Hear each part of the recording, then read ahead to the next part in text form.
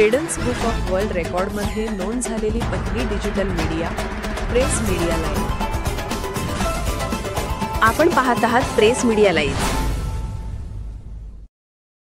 अजितदादा गटातील विठ्ठल चोपडे यांच्यासह इचलकरंजीतील दिग्गज नेत्यांचा भाजपात प्रवेश। इचलकरंजीतील राजकारणात नव्या घडामोडींची शक्यता। मुंबई 14 ऑक्टोबर।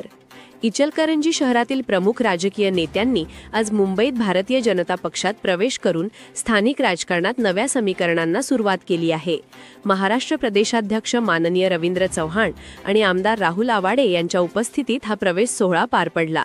भाजपमध्ये प्रवेश करणाऱ्यांमध्ये माजी उपनगराध्यक्ष रवी राजपूत, माजी पाणीपुरवठा सभापती व राष्ट्रवादी अजितदादा पवार गट शहर जिल्हाध्यक्ष विठ्ठल चोपडे, माजी उपनगराध्यक्ष अजित मामा जाधव व त्यांच्या पत्नी माजी नगरसेविका साधना माळी आणि प्रधान माळी यांचा समावेश आहे।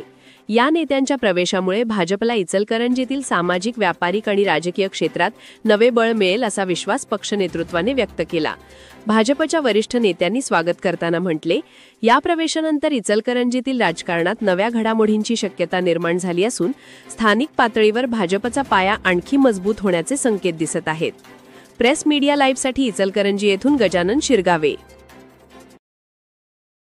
प्रेस मीडिया लाईव्ह न्यूज चॅनलला लाईक करा, शेअर करा आणि सबस्क्राईब करा।